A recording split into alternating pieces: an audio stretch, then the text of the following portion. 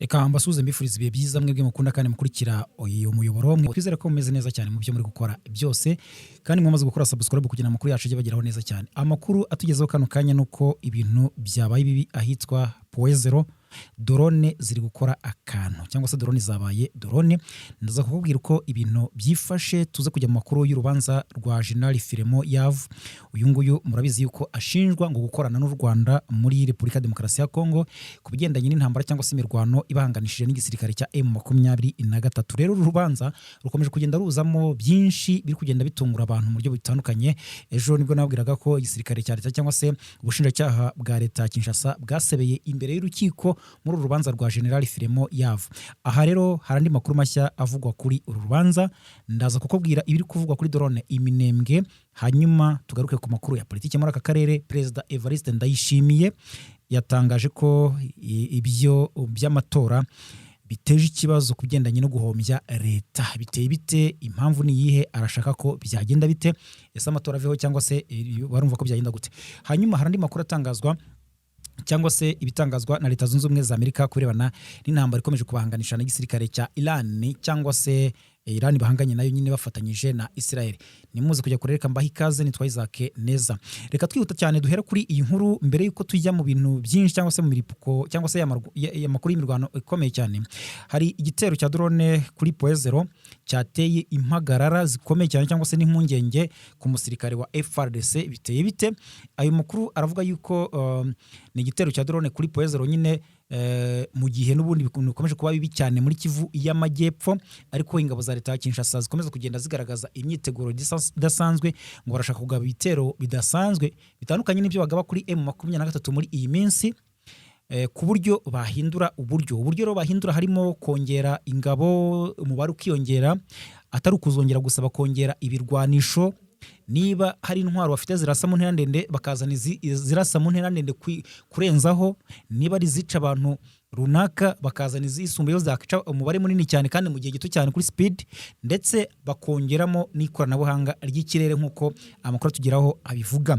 Ibi bikajyana n'iki? Bikajyana n'imyitozo ya gisirikare n'ibindi bigiye bitandukanye. Muri mu gihe bimeze bityo, ahangaha rwose Minembwe muri teritwari ya Fizi mu ntara Kivu y'Amajyepfo n'ubundi hagaragaye abaturage cyangwa se ubuhamya bw'umusirikare wa FARDC warokotse igitero cya drone cyagabwe kuri Poezero hafi ya centre ya Minembwe. Aho rero kugeza amakuru aturuka, ariko ibyo ngibyo ayo makuru nubwo ari kuvugwa yanatangajwe n'ibitangazamakuru bitandukanye, uwo musirikare yarokotse muhashize iminsi. Amakuru aturuka muri ako gaciro avuga ko drone itaramenyekana inkomoko yayo yagabye igitero ku birindiro by'ingabo za Repubulika Demokarasi ya Kongo zifatanyije n'ingabo z'u Burundi zari muri ako gace, ndetse bikanavuga ko hari harimo na FDLR. Hanyuma iki gitero bivuga ko rero cyateje inkongi n'isenyuka n'ibikoresho bya gisirikare, ndetse kigasiga impagarara mu basirikare bari kuri izo position cyangwa se kuri ibyo birindiro. Umwe rero mu basirikare ba FARDC wari kuri Poezero nyuma y'icyo gitero yageze mu gace ka Bibogobogo, aho yahungiye adafite intwaro, nta kintu kimwe afite, umutima wamuvuye mu nda, ndetse ngo ntiyari yambaye n'inkweto, ibirenge byatobaguritse. Akaba rero mu buhamya yatangaje ubwo itangazamakuru ryamugeragaho cyangwa se ubwo itangazamakuru ryamugeragaho, akaba yagize ati drone yaradutunguye cyane, twataye ibyangombwa byose n'ikintu cyose twari dufite, imyambaro turajugunya, abenshi bahise batatana, buri wese ahunga uko ashoboye, ntawahunganye n'undi. Njye nahise ninjira mu ishyamba nerekeza Ibibogobogo, nuko nguko mu nsanze. Rero uyu musirikare yanavuze ko ibyo yabonye byari ibitangaza by'urupfu n'ubuzima, ndetse ko atazongera gusubira kuri Poezero kuko ibyahaboneye ari imbwa yiruka nk'uko nyine amakuru atugeraho abigaragaza. Rero uko byagenda kose rwose yavuze ati uko byagenda kose sinzasubira kuri Poezero kurwanya MLDP twirwaneho, ndetse na M23. Mwibutse ko aha Poezero hari hashize iminsi ingabo z'u Burundi ziri kujya kuhirunda ngo zashinge urukuta, nyuma y'uko M23 iharashe ikoresheje indege mu bwoko bwa drone mu minsi ishize, ndetse bikanavuga ko hanaguye abasirikare b'abakoroneri batatu bo ku ruhande rwa koalisiyo ya FARDC. Ni ukuvuga nyine abarimo Wazalendo, barimo FDLR, barimo FDLR mu gisirikare cy'u Burundi, ndetse na P5. kugeza n'uyu munsi ntabwo baramenyekana abo bakoroneri ngo nabo mu zengabo nyine muri iyo mitwe yose ifatanya n'ingabo za leta ya Kinshasa cyangwa se iyo coalition yose, ariko abo bahasize umutwe ndetse banapfana n'abandi bahibu benshi cyangwa se special force y'igisirikare cya leta yitwa special force hibu, abo bishwe na bamudahusha ba M23. noneho bari gutangaza ngo ntabwo bazi uyu musirikare nk'uko avuga ngo ntabwo azaho igitero cyaturutse cyangwa se ntabwo azeho iyi drone yaturutse, ariko ngo byasaga naho ari inkuba. Ku rundi ruhande rero amakuru aravuga ko ni amakuru n'uratangwa n'abaturage bahariya muri Fizi, avuga ko hari abasirikare b'u Burundi biri kuba ko baguye muri iki gitero, mu gihe abandi bivuga ko batangiye gusubira inyuma buhoro buhoro barwana kinyuma kandi ko bagiye mu ntera ndende cyane ukurikije aho M23 natwe irwaneho baherereye. Bamwe rero ngo bari kugenda biyambura impuzankano zabo kuko ibingibi biranasanzwe. Ubundi ngiyi tekinike ni FDLR yayizanye umusirikare cya leta ya Kongo FARDC ndetse nabo barundi bafatanya na za Wazalendo, ni FDLR yabyadukanye. Ni ukuvuga ngo iyo M23 ibasumbirije cyangwa se ibamereye nabi kubatsaho umuriro hariya mu bice bitandukanye barwaniramo, byatangiriye i Masisi na Rucuru, nibwo hatangiye kugaragara amakuru ko aba ba FDLR bagenda bakuramo impuzankano bakagenda bambaye ubusa, noneho bagera mu giturage bagashaka imyenda ya gisivile kuko hari ababaziranye n'abaturage rwose bahari abahamaze igihe kirekire cyane, noneho bakambara impuzankano za gisivile. Wamubona ukabona wenda afite igitiyo ari materura sima cyangwa se ari kwigare kunyonga yihinduranyije yoberanyije, ku buryo rero M23 n'ibiri kubirukaho itamenya ngo ni ibiki.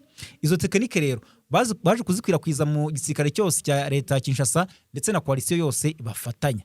Bivuze ko rero kugeza ubu ngubu nahangaha nk'uko amakuru atugeraho abivuga nk'uko abaturage bigaragaje ngo babonye abasirikare biganjemo aba FDL na Wazalendo n'abarundi bambara ubusa kwira imishwaro biruka kibuno mpamaguru, mu gihe abandi bivuga ko bahungaga basubira inyuma kinyuma, mu gihe rero bamwe ngo bagahungira mu bice bituwe n'abaturage cyane cyane mu bice bituwe n'ababembe ndetse n'abafurero. Ubundi hari muri Kivu y'Amajyepfo cyangwa se za muri misozi miremire y'umurenge hariya muri teritwari ya Fizi. Muri teritwari ya Fizi ni ukuvuga ngo ndetse na Mwenga higanjemo nyine abo abanyamurenge, ababembe, abafurero, aho ngaho niyo moko akenshi usanga arimo, kuko n'iriya mitwe nka za mayimayi zitwa za biroze bishambuke ubusanga nyine ari ababembe, ugasanga nk'abo ngabo ngo mayimayi ya Kutumba, ugasanga barimo abafurero n'abo babembe, niyo mitwe kuko nibo abantu benshi bahatuye. Rero amakuru agaragaza ko ngo byateje impagarara mu baturage n'ubwoba n'umutekano w'ako gace kamaze igihe karimo intambara n'imirwano itandukanye, kuko bari kuvuga ko uko biri kose hari kugaragara icyuka cy'intambara cyangwa se kurebana ingwe hagati ya M23 ndetse n'igisirikare cya leta ya Kongo FARDC, kuko nubwo bimeze bityo ngo hashize iminsi babona ko ibitero bikugenda bigabwa n'ingabo za leta ya Kinshasa FARDC na coalition yabo, M23 nayo iri kubisubizayo n'umuriro, ku buryo bari kuvuga ko ibingibi bishobora gutera umujinya abarwanyi ba M23 twirwaneho, bagategura ikintu gikomeye cyane cyangwa se operations zikomeye kugira ngo barebe ko bakikiza iki gitutu na pression bariho ituruka muri coalition ya FARDC muri rusange. Kuko ahangaha abaturage bahora kubwira ko utabona aho kandagira bitewe n'ingabo nyinshi ziri kugenda zirunda mu bice byo muri Kivu y'Amajyepfo by'umwihariko iminembwe, kuko ahangaha rwose mu bice aho ngaho za Bidego, aho ngaho muri groupement, aho za Bijombo, aho ngaho rwose za Murima, Mukoko, ahantu hatandukanye za Karingi, za Gakenke, za Mikenke, aho ngaho hari kwirunda abasirikare benshi kuko ngo bari gushakisha igice cyitwa Mikenke bakanashakisha ahitwa ku Ndondo, bikabaha inzira yo kwerekeza iminembwe. Hari nyuma nubwo hataragaragazwa ku mugaragaro inkomoko iyo drone bari kuvuga nyine ibibazo, baravuga ko iyo drone bo abenshi bo ku ruhande rwa leta baravuga ko ngo yabaturutse kuri M23 ngari ya M23, ndetse bo bakanavuga ko ngo ari za zindi M23 isanzwe ikoresha zo mu bwoko bwa TB2 cyangwa se TB2. Ubundi izi ndege za TB2 ni indege zituruka mu gihugu cya Qatar. Ahangaha rwose niho zituruka kuko nizo zimenyerewe ko M23 ikoresha, mu gihe leta Kinshasa yo muri iki gihe ikoresha izo mu bwoko bwa CH4, ariko ari nubwo bavuga ko M23 ikoresha ndetse na za kamikazi, bakavuga bati uko biri kose M23 imaze kugenda yiyubaka mu buryo bugiye butandukanye. Rero nubwo bimeze bityo kandi amakuru agaragaza ko aho hitwa za Karingi n'ubundi hakomeje kumvikana amasasu, kuko no mu masaha 3 ashize hongeye kumvikana ibisasu bituruka mu ruhande FARDC cyangwa se igisirikare cya leta na coalition yacyo barimo abarundi, abarimo Wazalendo, FDLR ndetse na P5 Kayumba Nyamwasa na Jalike Habyarimana. M23 nayo iri kubarasira mu ntera ndende, ariko ahangaho ho na mirwano ikomeye ihavugwa ndetse nta nabahaguye bavugwa muri iyi mirwano. Ubundi mirwano iheruka niyo ku munsi w'ejo bundi, ndetse nayo yabereye aho ngaho Poezero, ndetse bikanavuga ko haguye ingabo nyinshi cyangwa se abo muri coalition ya FARDC. Indi kavugwa imasisi mu bice bitandukanye, cyane cyane aho bita Mitimingi, cyangwa se nyine urumva ugenekereje bavuga ko ahantu bitiriye ko haba ibiti byinshi muri rusange, nuko ari ururimi rw'igiswahili baba bakoresheje. Aho rero muri Masisi rwose baravuga ko aho ngaho nakomeje kugenda humvikana imirwano ituruka kuri Wazalendo na FDLR, ibitero biri kugabwa niyo mitwe. Hanyuma M23 nayo ikavuga iti ntabwo wakerensa bino bitero kuko bishobora kuzamo izindi mbaraga, kuko sirimwe cyangwa se kabiri gatatu M23 itangaza iti twagiye tubona ibitero bitangizwa na Wazalendo na FDLR tugakeka yuko ari ubujura bwo kujya gutera no kwiba abaturage gusa, ariko kandi bikaza kuvamo igitero gikomeye cyane, hakaza kuzamo ramforo aturutse muri FARDC, hakaza ramforo za FDNB n'abandi batandukanye basanzwe bafasha ingabo za leta Kinshasa, bikarangira imirwano ikomeye. Rero bakaba bavuga bati icy'ingenzi ni ugukumira hakiri kare ibigendanye n'iyo mirwano ibiri kuba aho ngaho nyine mu buryo butandukanye. M23 ikaba nimaze n'iminsi ihigisha uruhindu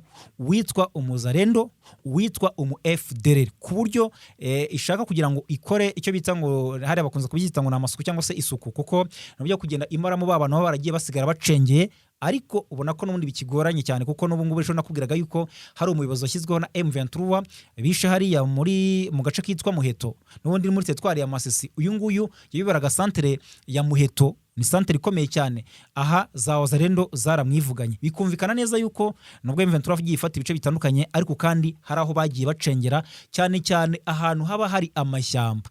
Ninkubwira ngo ubundi muri Repubulika Demokarasi ya Kongo hari igihe bakubwira ngo FDLR cyangwa se Wazalendo bacengeye ahantu, ukumva yuko byoroshye, ukibaza uti se kuki wenda batabarwanya ngo bakuremo bigenda bite, ariko hari amashyamba aba ari manini cyane, kuko nka parike ya Virunga ni parike nini cyane rwose, ku buryo ushobora kuyigenda ukarambirwa cyangwa se ukamara iminsi ugenda mu ishyamba ry'inzitane, kandi aho rero baragenda bagacengera ku buryo kugira ngo umuntu azabageraho bigorana cyane. ari nayo mpamvu usanga nyine kugira ngo bashiremo biba bigoye. Ni kimwe n'ahantu rwose mu bice bitandukanye za Rucuru baracyahari, iyo za Bwiza za Bwisha hose hagiye harimo aba FDLR batarashiramo, ariko kandi nibo ukomeza kugenda bagaba ibitero hirya no hino.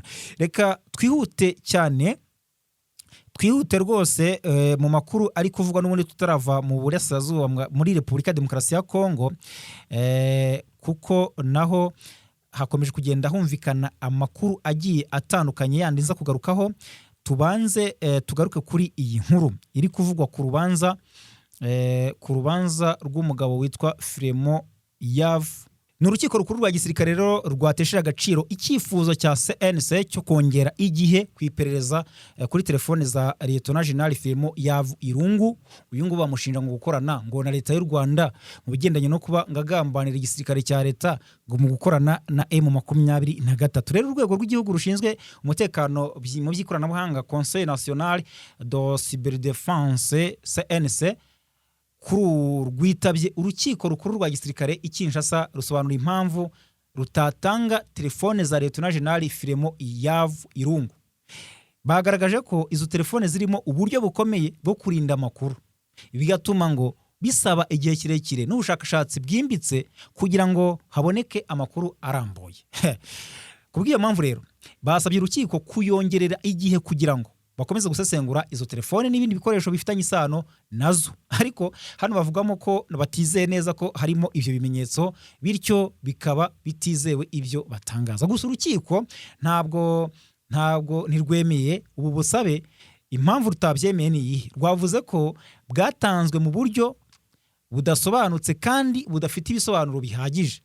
Mu mwanzuro warwo rero bategetse ko izo telefone zisubizwa aho zakuwe, bagaragaza ko nta mpamvu ifatika yatanzwe yatuma urubanza rudindira. Urukiko rero rwemeje ko iburanisha rizakomeza ku itariki 5 z'ukwezi kwa 5 2026, umunsi uzatangirwaho ibisobanuro by'uregwa ndetse n'uruhande rumwunganira. Lieutenant General Filemon Yavungu yahoze ayobora zone ya gatatu y'igisirikare cya leta ya Congo FARDC, ubundi bamukurikirana icyaha gikomeye ngo cyo kugambanira igihugu cyangwa se bizwi nka trahison. Afungiwe rero muri gereza y'i Kinshasa kuva mu kwezi kwa 9 2022 mu gihe iperereza ku byaha ashinjwa rikomeje. Nguko uko ibintu biteye. Andi makuru ntabura kukubwira nuko kugeza ubu ngubu rwose mu gihugu cy'u Burundi ibintu bikomeje kugenda bizamo ibibazo bikomeye kuri Perezida Ndayishimiye. Bamwe bavuga bati politike ye aho bigeze uyu munsi iri kuzamo byinshi, bamwe bakabihuza no kuba uwitwa General Ali Guillaume Bunyoni wahoze ari minisitiri w'intebe mu gihugu cy'u Burundi, ndetse akaba ari n'umuntu ukomeye cyane avuga rikijyana, akaba n'umugwizatunga cyangwa se umuntu ufite amafaranga menshi. Kuva afunguwe batangiye kugenda bavuga bati Ndayishimiye akiwe karashobotse, ati uyu General Ali Guillaume Bunyoni agiye gutangira kurana n'abandi bafite imbaraga, bityo barindi muri Ndayishimiye, ndetse banatega imitego Ndayishimiye mu bintu bitandukanye ku buryo azajya agenda yinyuranyuramo mu byo akora byose, igisirikare gihungabane, byose bigende bidindira ku buryo hazaboneka imbaraga zatuma arimburwa. Ariko ibyo nibivugwa ku mihanda ya politike. Aha rero ntago ari byo nshaka kujyamo cyane. Aha hari amakuru avuga ko Perezida w'u Burundi akaba n'umugaba mukuru w'ikirenga w'ingabo z'iki gihugu FDNB Ndayishimiye rero yahinduye umuyobozi ushinzwe ibikoresho bya gisirikare nyuma y'inkongi y'umuriro yafashe ububiko bw'ibisasu i Bujumbura hari mu kwezi gushize. Rero ahangaha rwose kuko ni iturika ry'ibisasu ryateje impagarara. Aha rero amakuru avuga ko Ndayishimiye yagize Colonel Thierry Kabula umuyobozi ushinzwe ibikoresho mu ngabo z'u Burundi, akaba ari nawe ujya areberera ububiko bw'intwaro mu bigo birimo kabaze bitandukanye habikwa intwaro. Impamvu rero benshi bari kuvuga bati impamvu Ndayishimiye bihinduye nuko atize neza ibyakozwe ko bitabayemo ubugambanyi. Yanahinduye rero abayobozi mu byiciro bitandukanye by'igisirikare, aho yagize Brigadier General Desire Manirakiza umuyobozi wa division ya 2 y'ingabo zirwanira mu butaka, agira Colonel Jean Pierre Mbonyizeye umuyobozi wa division ya 4. Division ya 4 ihuza ibice byo mu majyepfo y'u Burundi birimo Bururi, Makamba, Rumonge na Rutana. Ya 2 igahuza ibice byo hagati no mu burasirazuba bw'igihugu birimo Gitega, Ruyigi, Karusi, Cankuzo na Mwaro. Izo ni intara. Nkayo nguko rero umva ko ibintu dukomeje kugenda bidogera mu gihugu cy'u Burundi. Andi makuru akavuga ko Ndayishimiye rero kugeza ubu ngo yatangaje yuko ibintu bigendanye n'amatora ari bimwe cyangwa se ngo ari ibyibanze mu guhombya igihugu ndetse no gutuma umutungo w'igihugu uhatikirira cyane. Ngo amatora ukurikije amafaranga agenda ku bakarani bibarura, ku bigendanye n'abatoresha, ku bigendanye n'indorerezi, ku bigendanye n'ibikoresho, imyambaro byinshi cyane, ngo ibi ngibi bitwara amafaranga mu matora. Agatangaza ko rero ibi ngibi bikwiye kwigwaho hakarebwa ikindi cyakorwa. Harimo n'abatangiye kumva batangiye kumujora bavuga bati Ndayishimiye nta kindi ashaka, ubwo yabonye yuko yashatse kugira ibyo ahindura bitandukanye muri CNDD-FDD bikamwangira bitewe n'ibikomerezwa birimo nka bitandukanye bikomeye, harimo ndetse n'umunyamabanga mukuru ndetse n'abandi batandukanye. Ati yabonye ko bitamworohera ashakisha uburyo cy'amatora ahubwo yagenda avanwaho, ariko ibyo nabyo nibivugwa. Ati ku buryo aramutse avuyeho byamworohera kujya ku butegetsi nanone mu yindi manda itegerejwe vuba ahangaha rwose, kuko nta n'igihe kinini kiri imbere kugira ngo amatora abe yaba mu gihugu cy'u Burundi. Aho rero benshi iyi ngingo bayigarutseho batanga ibitekerezo bitandukanye bavuga bati ntabwo byumvikana uburyo umukuru w'igihugu atangaza ko amatora adakenewe ndetse ngo atwara amafaranga cyangwa se ahombya igihugu, kuko nta gihugu gifite demokarasi cyangwa se igihugu kigenga gikwiye kubaho kidafite icyitwa amatora. Reka nsoreze kuri aya ngaya rero. Perezida wa Leta Zunze Ubumwe za Amerika Donald Trump yahaye Iran iminsi iri hagati y'3 n'5 nibitaba kugira ngo ibe yamaze kugera ku mwanzuro uhamye izashyikiriza Washington mbere yuko agahenge karangira. Nitabikora igahura n'akaga gakomeye cyane. Ibinyamakuru bitandukanye byo muri Amerika biravuga ko yiteguye gutanga indi minsi 3 kugeza kuri 5 y'agahenge no gutegura neza ikigomba gukora. Niba yumvikana na Amerika ku ngingo zigomba gutuma intambara ihagarara, cyangwa se gahitamo niba urugamba rusubukura bundi bushya igahura n'akaga ndetse n'umuriro w'amasasu cyangwa se ibitero bya Amerika na Israel. Rero Amerika ifite impungenge bitewe n'imiyoborere ya Irani, bivuga ko isesagura ryakozwe na Amerika yasanze urwego rw'igisirikare rwa Iran Islamic Revolutionary Guard Corps hamwe n'abanyapolitiki b'iki gihugu batumva kimwe uburyo iyi ntambara igomba kujya ku iherezo.